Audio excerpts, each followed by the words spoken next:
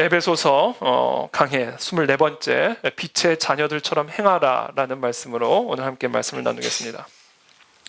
성경 66권의 책이 다 하나같이 중요한데요. 다 하나같이 중요한 하나님의 말씀인데요. 그 중에서도 오늘날 이 시대를 살아가는 성도들과 교회들에게 특별히 중요한 책 하나를 고르라고 한다면, 이 66권 가운데 특별히 중요한 책 하나를 꼽으라고 한다면 그것은 바로 요한계시록입니다.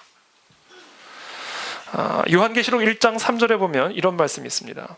이 예언의 말씀을 읽는 자와 듣는 자와 그 가운데에 기록한 것을 지키는 자는 복이 있나니 때가 가까움이라.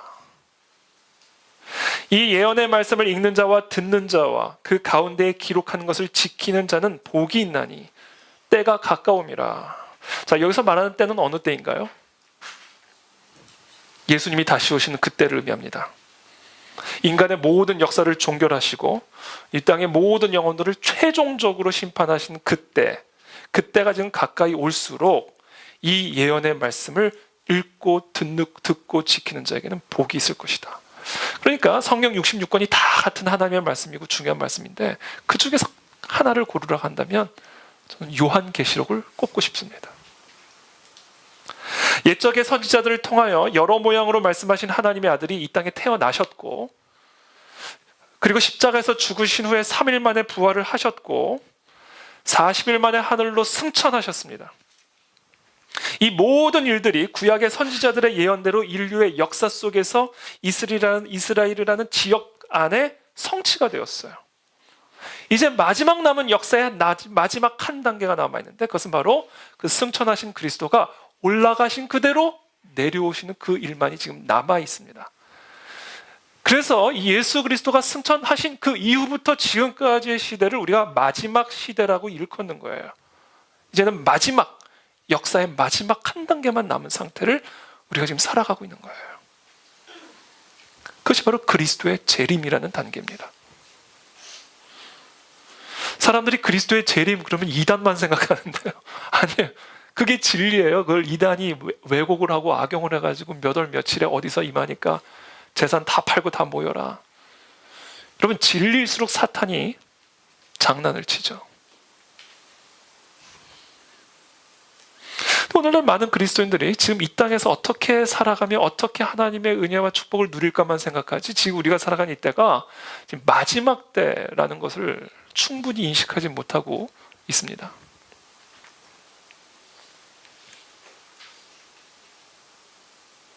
우리는 그때가 언제인지 몰라요.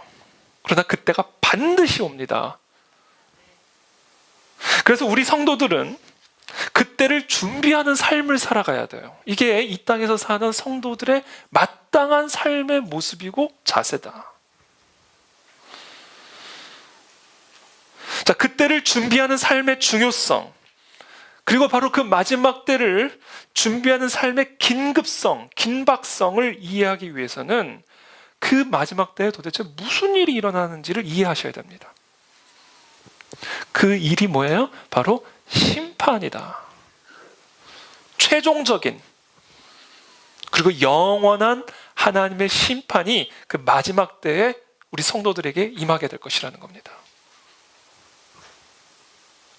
그래서 마태복음 25장에 보면 이 그때에 다시 오셔서 예수님이 어떤 일을 우리들 가운데 행하게 될 것인지에 대한 설명이 예수님의 입으로 친히 기록이 되어 있습니다. 인자가 자기 영광으로 모든 천사와 함께 올 때에 자기 영광의 보좌에 앉으리니 모든 민족을 그 앞에 모으고 각각 구분하기를, 목자가 양과 염소를 구분하는 것 같이 하여 양은 오른편에 염소는 왼편에 두리라. 그때에 임금이 그 오른편, 즉 양이죠, 그 양에 있는 자들에게는 이르시되 내 아버지께 복받을 자들이여 나와 창세로부터 너희를 위하여 예비된 나라를 상속받으라 말씀하시고요, 좌편에 염소로 구분된 자들에게는 이렇게 말씀하십니다. 왼편에 있는 자들에게 이르시되 저주를 받은 자들아 나를 떠나 마귀와 그 사자들을 위하여 예비된 영원한 불에 들어가라. 이게 마지막 때 일어날 일이에요. 이것을 이해한다면 여러분들이 이 마지막 때를 살아가는 하나밖에 주어지지 않은 우리 인생에 어떠한 자세로 임해야 될지에 대한 긴박성과 긴급성을 여러분들이 이해하게 될 겁니다. 그때는 언제일지 몰라요.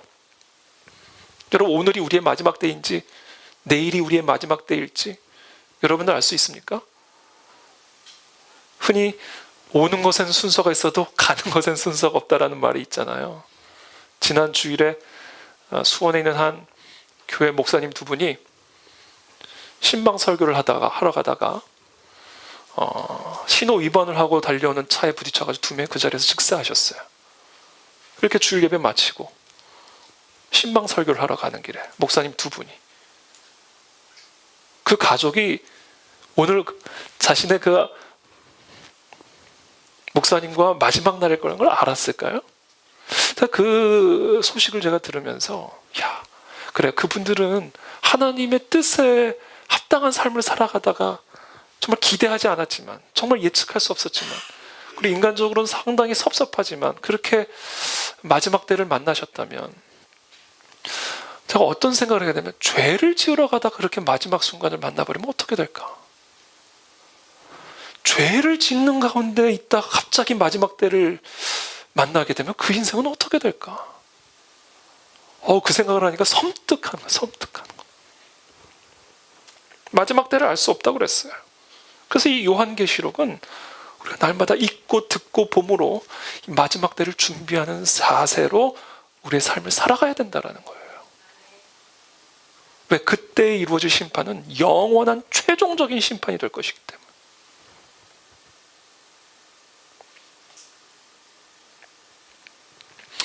이 요한계시록은요, 요한이 서두에 밝힌 것처럼 1세기 말에 소아시아에 있는 7교회에 보낸 편지입니다.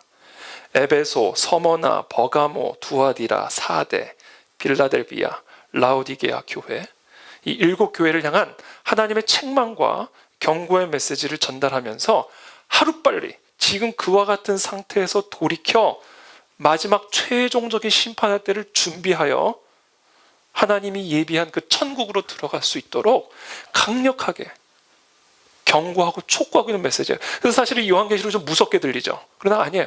어마어마한 사랑의 메시지입니다. 이대로 가다는 죽으니까, 최종적으로 끝이 나니까.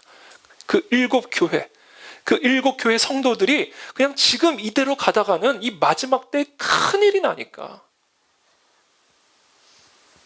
정말 이 사랑의 메시지를 가지고 강력하게 호소하고 있는 것이 바로 요한계시록이죠. 자, 그렇다면 이 7교회의 모습은 어떤 모습이었는지 여러분 요한계시록 보시면 아시겠지만 여러 모습을 갖고 있어요. 처음 사랑, 처음 행위를 잃어버린 교회, 즉 교회의 본질에서 이탈하여 교회의 생명력을 완전히 잃어버린 교회, 교회의 모양은 있으나 교회의 능력이 없는 그런 교회, 발람의 교훈, 즉 이단적 교훈을 그대로 받아들여버린 교회, 이세벨의 영에 사로잡혀 탐욕에 사로잡힌 교회, 돈을 사랑하는 교회, 성적으로 타락하여 음행하는 교회, 뜨겁지도 않고 차지도 않은 미지근한 교회, 즉 이 하나님의 뜨거운 진리에 계속 물을 타버리는 거예요. 뜨거운 물을 주면 딜까봐, 떠날까봐, 성도들의 수가 줄까봐 계속 물을 타는 거예요. 그래서 미지근한 설교로 대접을 하는 거예요. 그런 교회. 그런 교회들 가운데 4대 교회라는 교회가 있었습니다. 4대 교회. 이 4대 교회의 상태를 하나님은 다음과 같이 진단을 하십니다. 내가 네 행위를 아노니 네가 살았다 하는 이름은 가졌으나 죽은 자로다.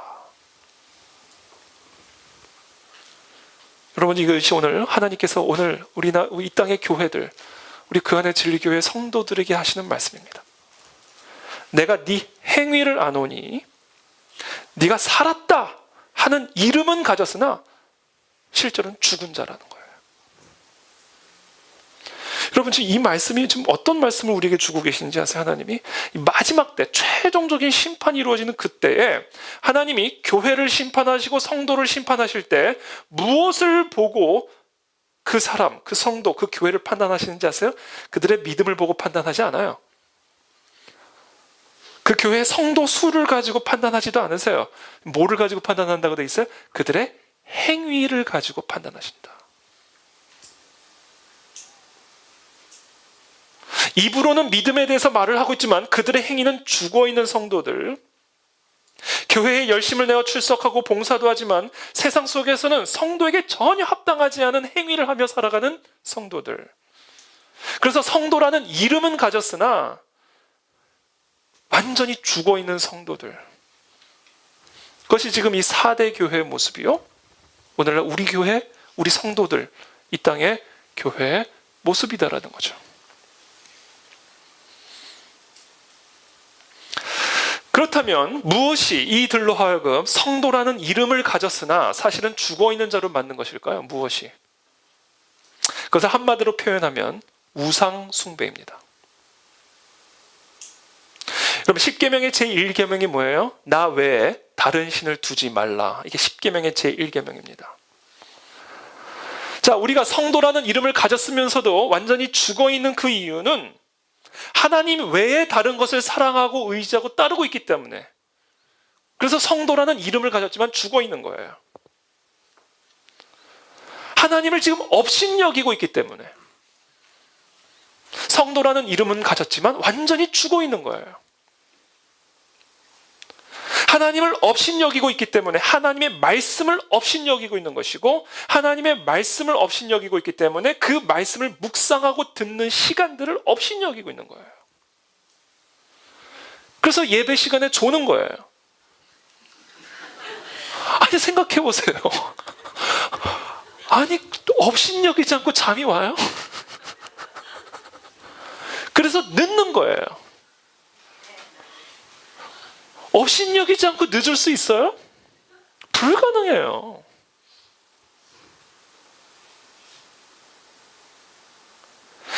그래서 성도라는 이름을 가진 사람들이 음행을 하고 돈을 사랑하고 탐욕에 사로잡히고 이단에 빠지고 뜨겁지도 차지도 않은 미지근한 상태가 되어버리는 거예요.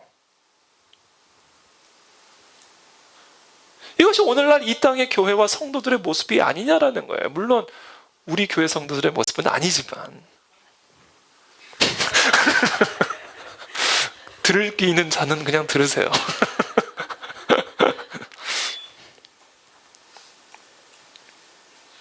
그래서 오늘 이 4대 교회, 요한계시록에서 말씀하는 이 4대 교회를 향한 하나님의 경고의 메시지가 그토록 심각하고 긴급한 이유는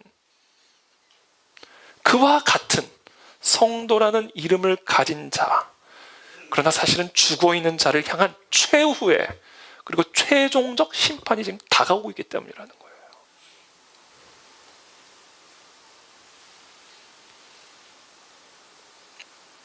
바로 그와 같은 메시지를 사도 바울은 에베소서를 통해 이 에베소 교회 성도들에게 지금 전달하고 있는 겁니다.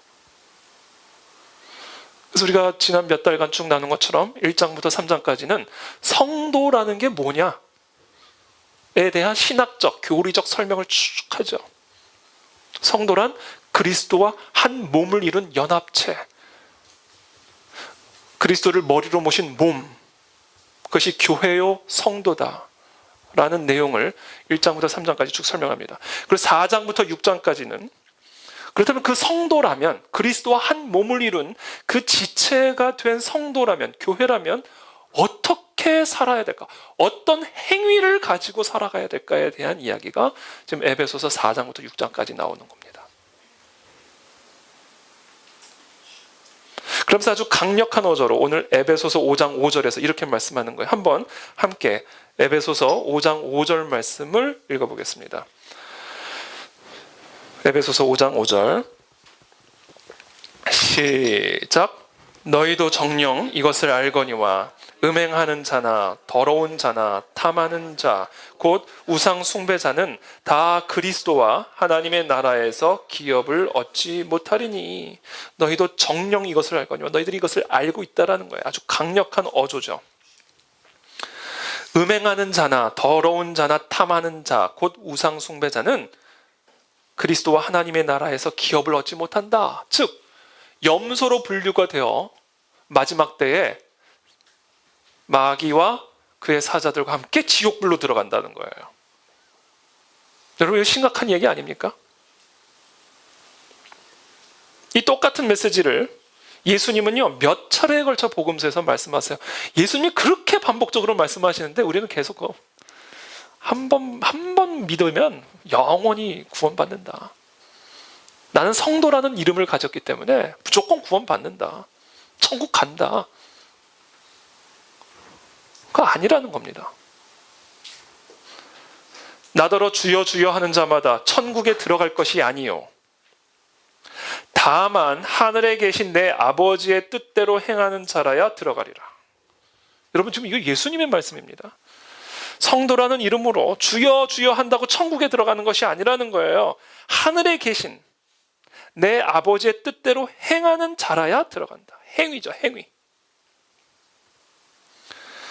그날에, 심판의 때죠. 마지막 그날에 많은 사람이 나더러 이르되 주여 주여 우리가 주의 이름으로 선지자 노릇하지 않았습니까? 이렇게 설교하지 않았습니까? 주님의 이름으로. 내가 주님의 이름으로 귀신도 쫓아내지 않았습니까? 주님의 이름으로 많은 권능을 행하지 아니하였나이까? 그렇게 말할 거라는 거예요. 마지막 날에 미리 보여주시는 거, 어떤 일이 일어날지를.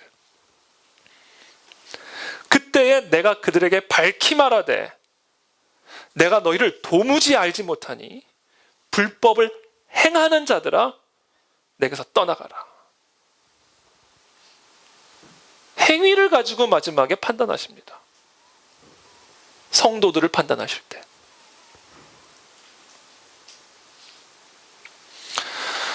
분명히 여러분 기억하십시오.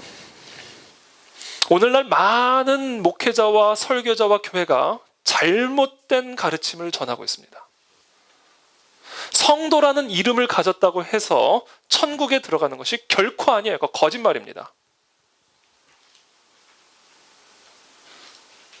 물론 이 말씀, 지금 이 예수님의 이 말씀이 단 한 번의 부도덕한 생각이나 말이나 행동만 해도 하나님 나라에 들어갈 자격이 박탈된다라는 의미는 결코 아니죠. 그렇다면 누가 하나님 나라에 들어갈 수가 있겠어요? 그 의미가 아니에요. 우리는 모두 연약해요. 그래서 죄를 범해요. 그러나 그 후에는 부끄러운 마음으로, 겸손한 마음으로, 자복하는 마음으로 그리스도의 보혈의 피를 의지하여 회개하고 다시는 그와 같은 옛사람의 본성으로 넘어가지 않도록 피를 흘리기까지 싸우는 자세가 없으면, 그래서 계속해서 옛사람의 본성대로 살아가면서 주일만 와서 주여 주여 하고 봉사한다 해도 그들은 최후의 날 그들의 행위로 심판받을 거라는 거예요. 속지 말라는 겁니다. 그래서 사도 바울은 5장 6절부터 이어서 이렇게 경고를 하죠. 누구든지 헛된 말로 너희를 속이지 못하게 하라. 이로 말미암아 하나님의 진노가 불순종의 아들들에게 임하나니 그러므로 그들과 함께하는 자가 되지 말라. 여러분, 이게 보통 심각한 이야기입니까? 지금 사도는요, 누구든지 헛된 말로 여러분들을 속이지 못하도록 경고하고 있습니다.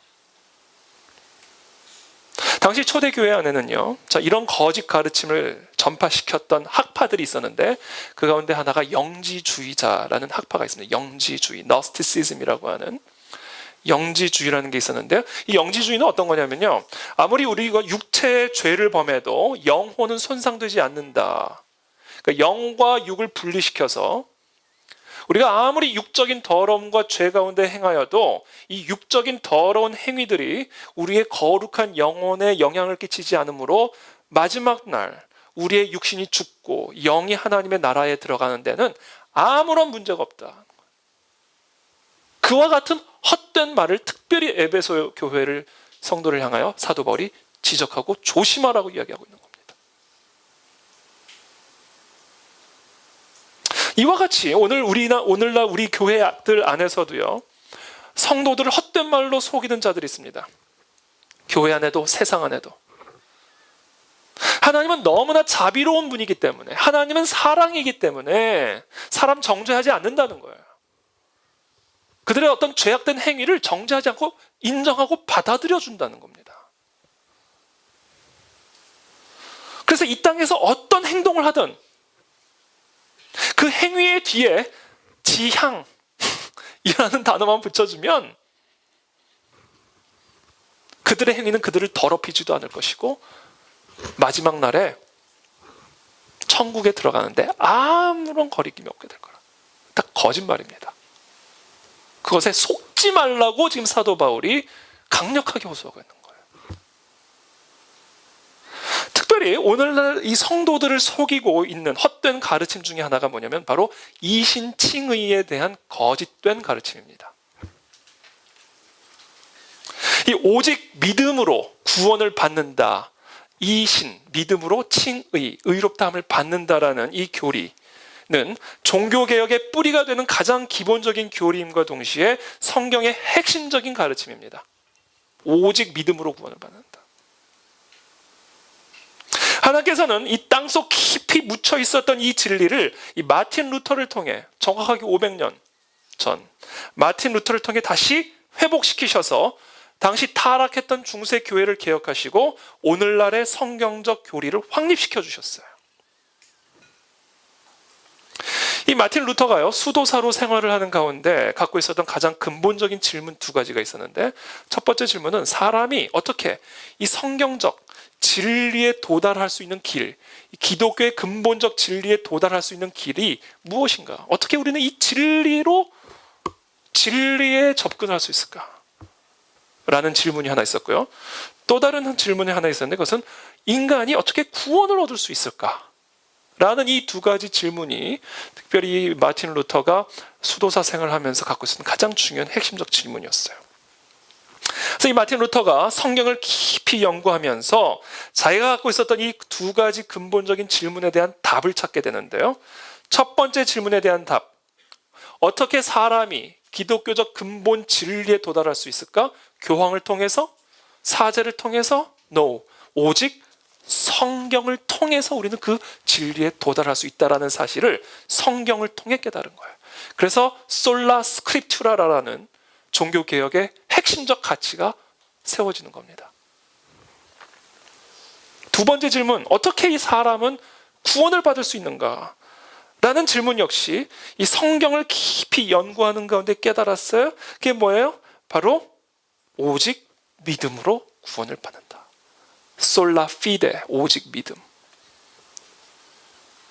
오직 은혜. 그런데 이 마틴 루터가요, 오늘 특별히 이 500년 10월 31일이 500주년이잖아요. 그래서 이번 주가 사실은 종교개혁 500주년이에요. 그래서 마침 잘 된 것 같아요. 그래서 이 마틴 루터에 대한 이야기를 조금 더 말씀을 드리고 싶은데, 이 의롭다, 하나님의 의라는 개념에 대해서 깊이 루터가 이제 연구를 합니다. 하나님의 의라는 개념. 의롭다라는 말은요, 당시 그 라틴어 성경에서는 justificare, 카레 이름이 아니라요. justificare라는 단어였는데, 이 의롭다. 당시 이 로마 카톨릭 교회에서는 이 justificare라는 개념을 어떻게 이해를 했냐면 의롭게 만들다라는 개념으로 이해를 했습니다.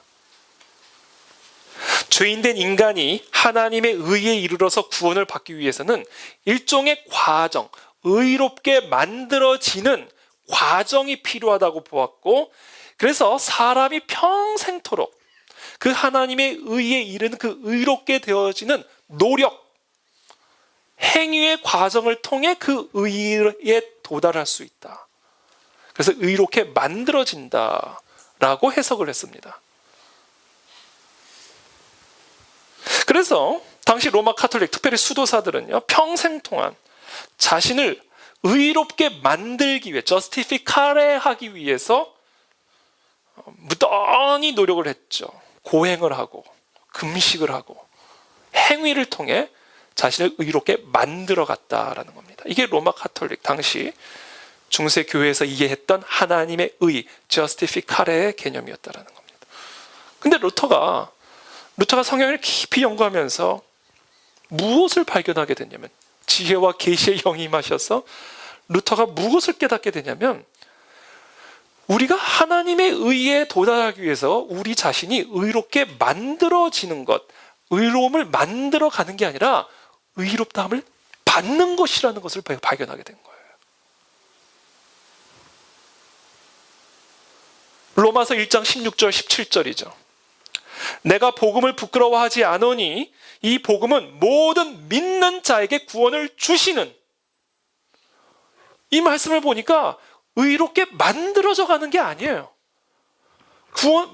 의롭다함을 주시는 거예요. 그래서 우리는 그 의롭다함을 믿음으로 받는 거예요. 그게 저스티피카라의 진정한 개념이라는 사실을 루터가 발견하게 된 겁니다.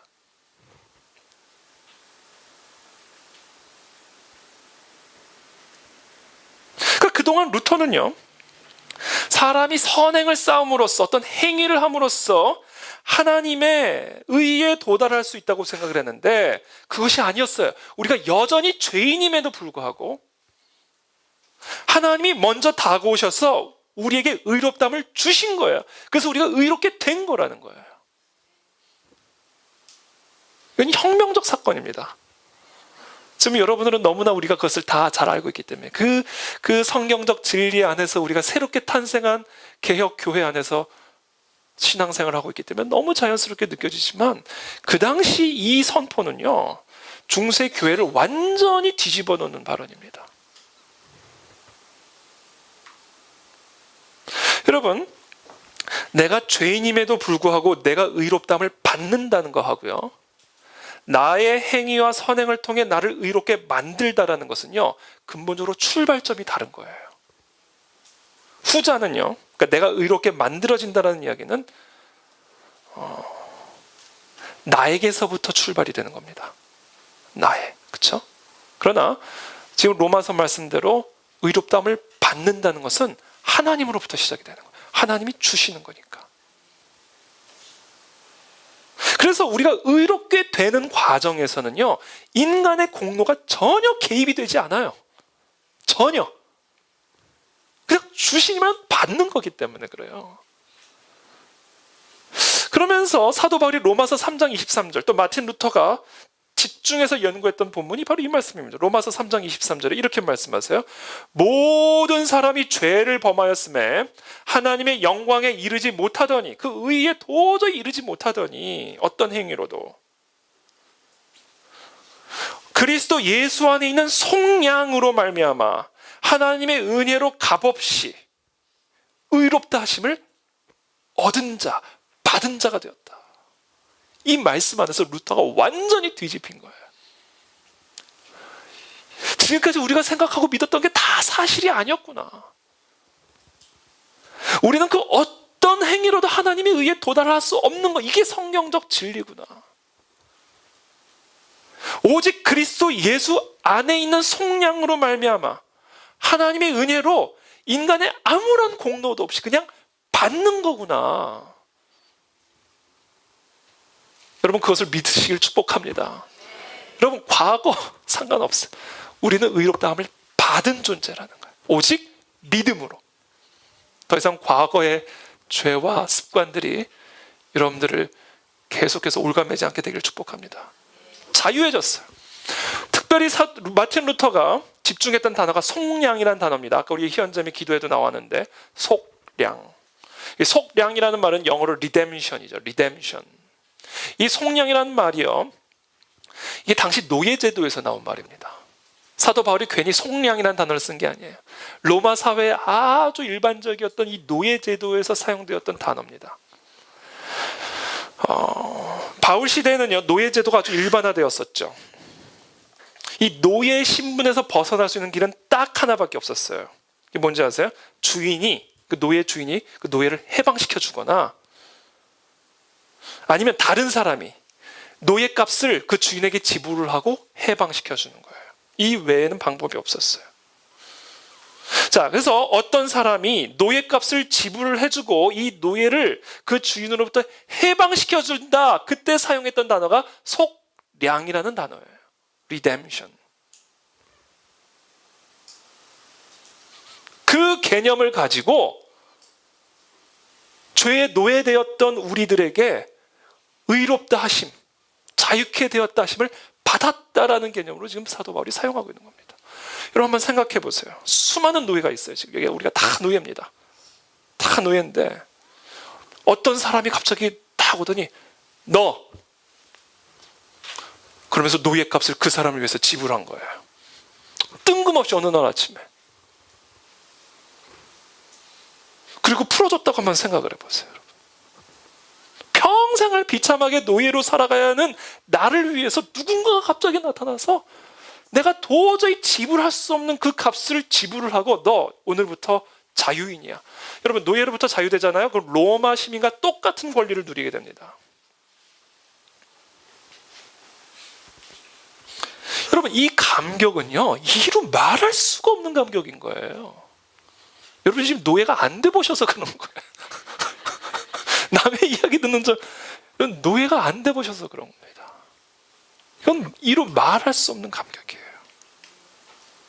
아무 조건 없이 십자가에서 죄값을 대신 지불하심으로 나를 자유케 하셨을 뿐 아니라 하나님의 자녀로서 동등한 권리를 누리게 만드셨다는 거예요. 그것을 믿음으로 그냥 받았다라는 거예요. 이 감격을 누린 자가 어떻게 다시 그 노예로의 삶으로 돌아갈 수 있겠냐라는 거예요. 그럴 수 없다라는 거예요. 이 감격을 제대로 경험한 자라면, 정말로 이 복음의 은혜와 능력을 체험하고 믿는 사람이라면 어떻게 여전히 그 옛사람의 음행과 더러운 짓과 탐욕의 우상숭배로 돌아갈 수 있냐는 거예요. 도저히 그럴 수 없다라는 거예요. 불가능한 일이라는 거예요. 그러니까 결국 오늘 이 사도 바울과 마틴 루터가 이신칭의라는 진리를 통해서 하고자 하는 말씀이 뭐예요? 모든 사람은 오직 믿음으로만 의롭다함을 받게 되는데, 정말 그 사람이 그 의롭다함을 받은 진짜 믿음의 감격을 누린 사람이라면 이 속량의 은혜와 감격 속에 살아가게 될 것이고, 그 사람은 결코 옛사람의 모습으로 돌아갈 수 없다라는 겁니다. 더러운 음행과 탐욕의 우상숭배를 다시는 행하지 않게 될 것이다. 설령 그런 옛 본성이 남아있을지라도 그것으로 넘어가지 않기 위해 피를 흘리기까지 싸우게 될 것이고, 설령 그 전쟁에서 실패하여 넘어졌을지라도 다시 그리스도의 보혈의 피를 의지하여 돌아오게 될 것이다라는 거예요. 그냥 넋놓고 그 삶에 빠져서 계속 살아갈 수 없다라는 거예요. 그건 불가능한 일이라는 거예요. 이것을 한마디로 요약하면 이겁니다. 기억하십시오. 그 사람의 행위가 그 사람의 믿음을 입증한다는 겁니다. 그래서 행함이 없는 믿음은 죽은 믿음이라는 거예요.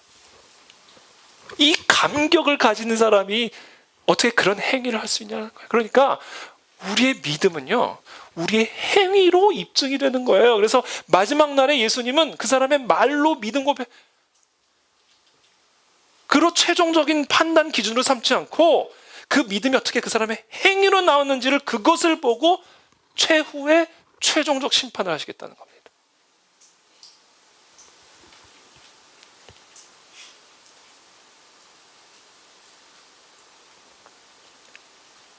그러므로 오늘 이 시간 저와 여러분들은 두렵고 떨림으로 기억하셔야 됩니다.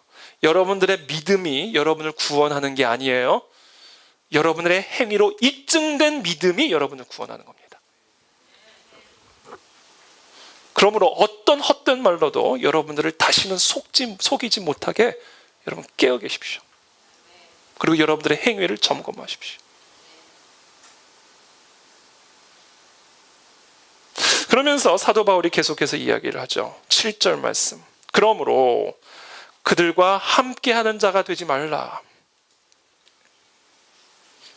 그렇게 강력하게 엄중하게 경고하죠. 너희의 행위로 너희의 믿음을 입증하지 못하고 성도라는 너희들이 다른 불신자들의 행함과 똑같이 동참하게 되면 너희도 그들과 함께 영원한 지옥불에 떨어질 거라는 겁니다. 성도라는 이름이 너를 구원하지 않는다라는 거예요. 정말 무서운 얘기죠. 그러니까 우리가 나중에 천국에 가면 많이 놀랄 거라는 거예요. 아니 어떻게 이런 사람이 천국에 와 있지? 또 한편으로 어떻게 그 사람 어디 갔어? 그 사람 어디 간 거야 지금? 완전히 혼돈과 혼란에 빠지게 될 거예요.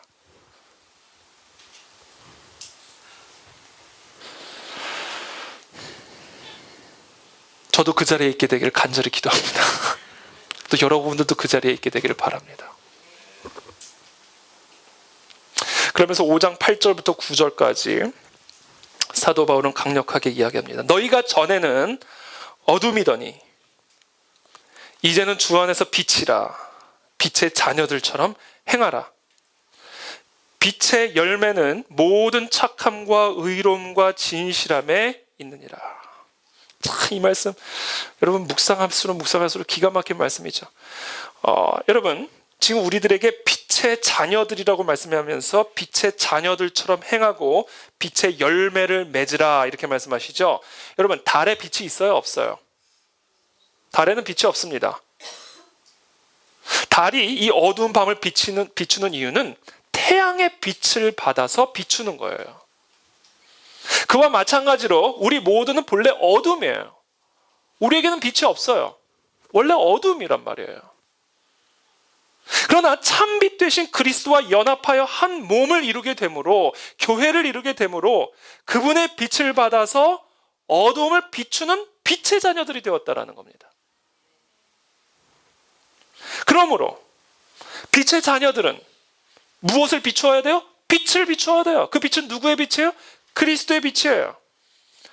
태양의 빛을 통하여 달을 통해 이 세상의 어두운 밤하늘을 밝게 비추는 것처럼, 달의 빛이 곧 태양의 빛인 것처럼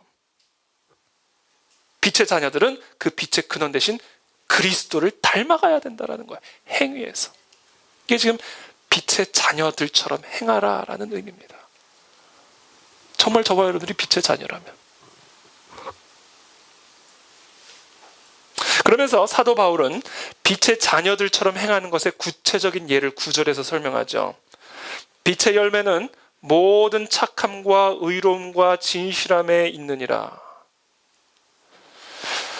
이 빛은요, 여러분도 아시겠지만 빛은 열매 맺는 자연적인 속성을 갖고 있죠. 저도 저희 사무실에서 화초를 키웠는데 화초가 다 죽었어요. 제가 되게 사랑하거든요, 화초를. 근데 다 죽었어요. 물도 주고 이렇게 사랑스러운 눈빛으로 쳐다도 봐주고. 근데 지금 다 죽었어요. 왠지 아세요? 빛을 못 받아서 그래요. 빨리 우리 교회 새로운 처소를 이전해서 저 반지하에서 좀 구원해 주세요. 빛을 못 받아서 그래요. 빛을 비추면 자라요. 빛이 안 오면 죽어요. 빛은 가만히 내버려도 열매를 맺게 하는 속성이 있습니다. 그게 빛이에요. 우리가 빛 되신 그리스도와 온전히 한 몸을 이루게 되면 그분의 빛이 내 삶에서 빛의 열매를 자연스럽게 맺게 되어 있어요. 그게 빛의 속성입니다. 비추면 열매를 맺어요. 그러니까 저와 여러분들이 이 빛의 열매를 맺기 위해서는 뭐를 해야 되는지 아세요? 그 빛 되신 주님의 말씀을 계속해서 내 삶에 째우고 묵상하고, 그 빛 되신 주님을 계속 예배하면서 그분의 임재 가운데 그 빛을 계속해서 받고, 그분의 임재 안에서 계속해서 그분과 교제하고 동행하는 그 빛을 계속 받게 되면 자연스럽게 열매를 맺는다는 거예요. 자연스럽게.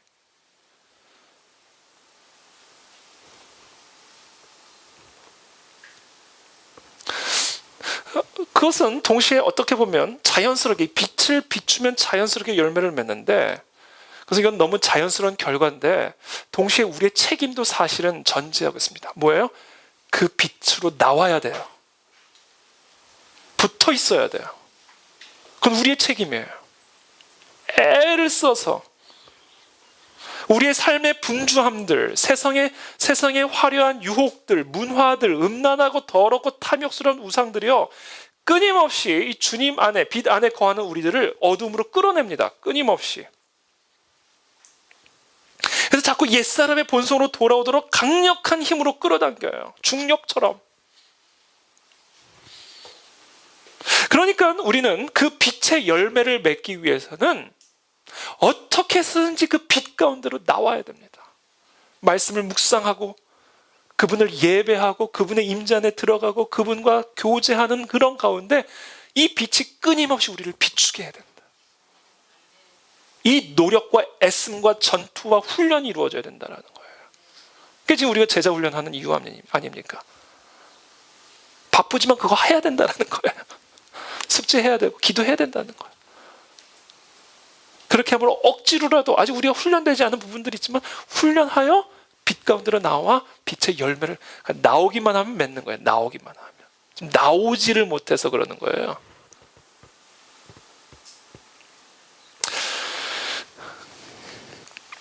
그러면서 사도 바울은 계속해서 중요한 팁, 빛의 자녀를, 빛의 열매를 맺는 건 나오기만 하면 된다. 그 빛을 쐬는 그 훈련과 싸움을 해라 라고 우리에게 격려하면서 동시에 또 다른 팁을 가르쳐 주시는데 그게 5장 10절의 말씀이에요.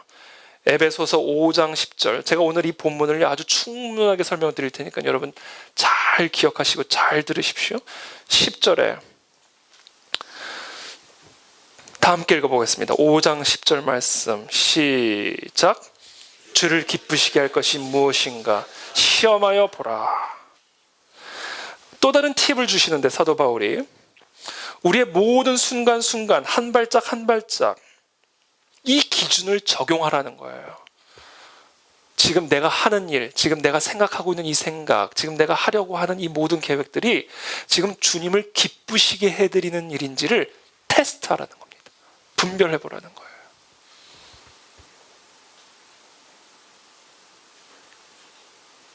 예수님이라면 이 상황에서 어떻게 하셨을까를 스스로 질문하면서 빛 가운데 말씀 속에서 행하라는 겁니다. 그때 비로소 우리가 열매를 맺게 된다라는 것이죠. 그러면서 사도 바울이 오늘 서신서, 오늘 본문의 결론으로 넘어갑니다. 결론으로 넘어가요. 계속해서 또 다른 결론적인 팁을 말씀을 하고 계십니다. 그것이 11절, 12절의 말씀이에요. 한번 다 같이 함께 읽어보겠습니다. 시작. 어두운 일에 참여하지 말고 도리어 책망하라. 그들이 은밀히 행하는 것들은 말하기도 부끄러운 것들이라. 지금 사도 바울이 뭐라고 얘기하냐면 너희는 열매 없는 어둠의 일에 참여하지 말라 이렇게 말씀하고 계시죠. 이 말씀을 통해서 우리는 무엇을 발견할 수 있냐면 어둠의 일에는 열매가 없습니다. 여러분 아무리 어둠의 일들 열심히 해보세요. 아무 열매 없을 겁니다. 아무런 열매가 없어요. 그러니까 철저하게 빛 가운데 그리스도에게 붙어 있으라라는 말씀이죠. 그러면서 그 열매 없는 어두운 일에 참여하지 말 뿐 아니라 도리어 책망하라 이렇게 말씀하고 있어요. 책망하라. 이 책망하라가 오늘 이 본문의 아주 결론적인 메시지입니다. 책망하라. 이 책망하라는 헬라어 단어는 엘렉소라는 단어입니다. 이것은 rebuke, 책망하고 꾸짖는다라는 개념을 갖고 있을 뿐만 아니라 expose, 드러낸다라는 개념이에요. 드러낸다. 무슨 말이에요? 죄를 죄라고 드러내라는 거예요. 그렇게 함으로 우리는 어둠의 일에 참여하지 않게 될 것이고 우리 모두가 빛의 자녀들처럼 행하게 될 수 있을 거라는 겁니다. 그들이 은밀히 행하는 것들, 정말 말하기도 부끄러운 것들을 은밀한 상태로 내버려 두지 말고 그것을 밝히 드러내주라는 거예요. 음행을 권리로 포장하고 사랑이라고 주장하는 자들에게 그것은 권리도 아니요 사랑도 아니요 그것은 음란이라고 밝히 드러내주라는 거예요. 속지 말라고. 그러니까 음란을 음란이라고 말하고 불의를 불의라고 말하라는 거예요. 우상숭배를 우상숭배로 정확하게 드러내주라는 거예요. 그렇게 함으로써 그들이 더 이상 아무 열매 없는 어둠의 일에 더 이상 참여하다가 결국 어둠의 자식들과 다 지옥불로 떨어가지 않도록 그것을 책망하라, 드러내라 라는 겁니다. 마치 나단 선지자처럼 다윗이 은밀하게 행한 그 밧세바 그리고 그 우리아를 살해한 정말 은밀하게 행한 일들을 나단이 다윗 왕국 한복판에서 드러내잖아요. 저 그걸 보면서 여러 가지를 묵상을 했는데 하나님이요 은밀하게 행한 것들을 선지자에게 가르쳐 줍니다. 그게 첫 번째, 가르쳐 줘요. 물론 모든 것들을 다 가르쳐 주면 우리가 다 어떻게 살겠어요. 근데 반드시 드러나야 될 것들은 드러내 주세요. 그래서 책망함으로 영원한 지옥불에 떨어지지 않도록 하나님이 은혜를 베풀어 주신다.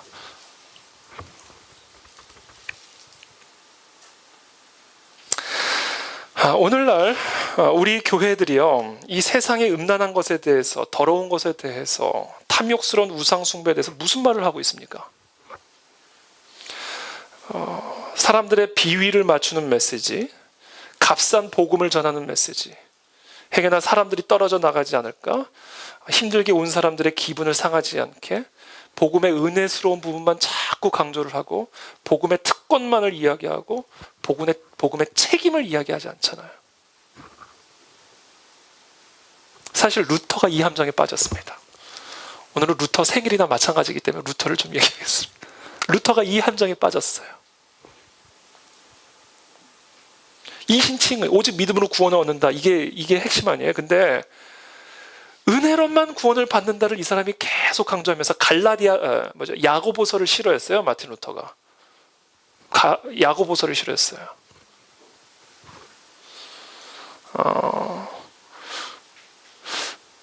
그렇게 계속 은혜로 구원을 받는다라는 가르침만 강조하다 보니까 3, 40년이 지난 후에 노년기에 들어가서 이 루터가 슬픈 나날을 보냅니다.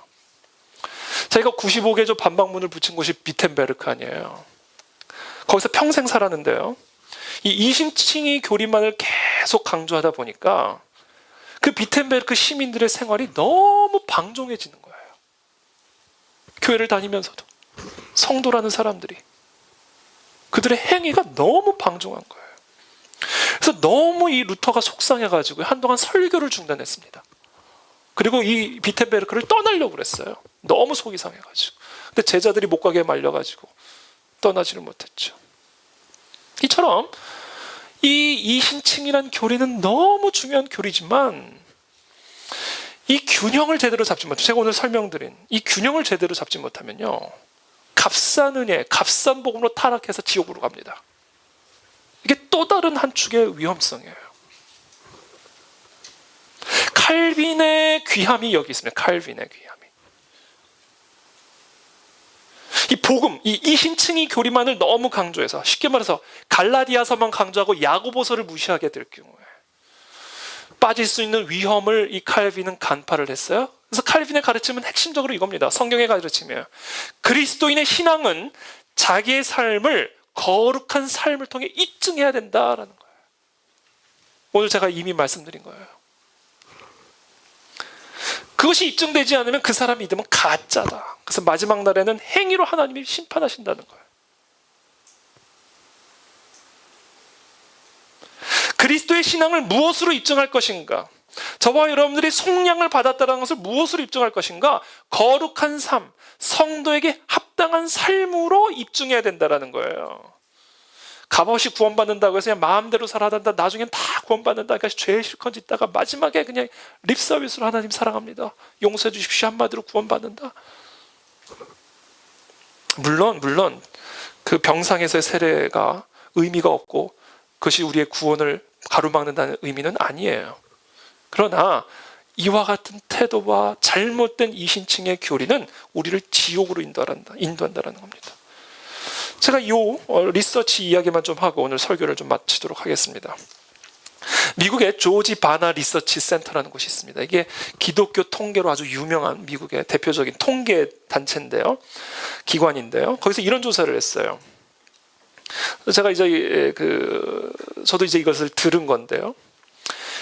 예수님 믿는 사람들이 사회적으로 영향력을 가진 집단이 되려면, 즉 세상을 비추는 빛의 자녀들로 소금과 빛의 사명을 감당하려면 도덕성에서, 우리의 행위의 도덕성에서 그 믿지 않는 사람들에 비해 40% 이상의 격차가 나와야 된다라고 합니다. 예를 들면 이런 거예요. 이 리서치 센터에서 조사한 건데, 예수님을 모르는 성도가 아닌 사람 100명에게 당신은 음란 비디오를 봅니까? 라고 질문을 했어요. 그리고 성도들에게 성도 100명에게 당신은 음란 비디오를 봅니까? 질문했어요. 그리고 몇 명이 안 본다고 대답을 했는지 통계를 살펴봤어요. 그랬는데 하나님을 믿지 않는 사람들은 100명 가운데 보지 않는다는 사람은 30명, 70명 보는 거죠. 그리고 믿는 사람 가운데는 몇 명이 안 본다고 대답을 했을까요? 40명. 그러니까 60명은 보는 거예요. 60%가 보는 거죠. 안 믿는 사람, 비성도는 70%, 성도는 60%. 여러분, 10%라도 높다. 도덕적 차이 10% 가지고는 아무런 영향력을 미칠 수 없다라는 거예요, 이 세상에서. 40%가 넘어야 그 성도들이 이 세상에서 빛의 자녀로 빛을 비출 수 있다는 거예요. 그러니까 믿지 않는 사람 40명이 본다고 한다면, 여기서는 산수라 제가 좀 약한데요. 하여튼 그렇다는 거예요. 더 많이 보지 않아야 된다는 거예요. 그래서 제가 갖고 있는 자료를 하나 살펴봤어요. 2013년 11월 여론조사 전문기관인 글로벌 리서치, 우리나라 기관입니다. 청년 그리스도인들의 성인식을 파악하기 위해서 20, 30대 미혼 기독교인들을 무작위로 추출해서 조사를 했어요. 기독교 청년, 성도들 가운데 혼전 순결을 반드시 지킬 필요가 없다는 응답이 몇 %가 나왔을까요? 혼전 순결 필요 없다. 성도들 가운데 61.3%가 나왔습니다. 100명 중에 60명은 필요 없다는 거예요. 실제로 52%가 이미 혼전 성관계 경험이 있다고 대답을 했고요. 교제 상대라면 결혼 여부와 상관없이 3명 중 1명꼴로 관계가 가능하다, 이렇게 대답을 했습니다. 기독 청년들, 그러니까 성도들의 이 성의식이 세상 사람들과 같다라는 것이 보여지는 거예요. 같다요, 같다. 다르지가 않아요. 40% 차이는 나지도 않습니다. 결혼 전에 관계 상대자의 수가 남성의 경우는 평균 6명, 여성의 평균은 3명이라는 조사 결과도 같이 나왔어요. 유사 성행위 업소 출입과 성매매 업소 출입도 13.9%가 나왔어요. 그러니까 유사 성행위 업소 출입은 13.9%의 성도가 가고 있고요. 특별히 남자 성도의 경우는 25.3%입니다. 그리고 성매매 업소에 출입하는 성도는 14.5%. 남성의 경우는 26.3%입니다. 특별히 흥미로운 결과가 있는데요. 이 성의식 또는 이런 어떤 성에 대한 기본적인 윤리관이 흡연자의 비율과 상관관계가 있다는 게 나와요. 흡연자의 관계. 그러니까 흡연하는 사람일수록 더 개방적인 성의식을 갖고 있어요. 또 큐티 빈도하고는 반비례로 나타납니다. 할렐루야. 그래서 이렇게 큐티 얘기하는. 큐티를 할수록 하나님의 말씀의 빛의 나를 비출수록 그 유혹을 이겨낸다. 그것의 심각성을 깨닫게 된다는 거. 빛의 열매예요, 빛의 열매. 큐티만 해도 이래요, 큐티만 해도. 이게 무슨 얘기예요? 지금 이 통계 자료가 뭘 얘기하는지 아세요?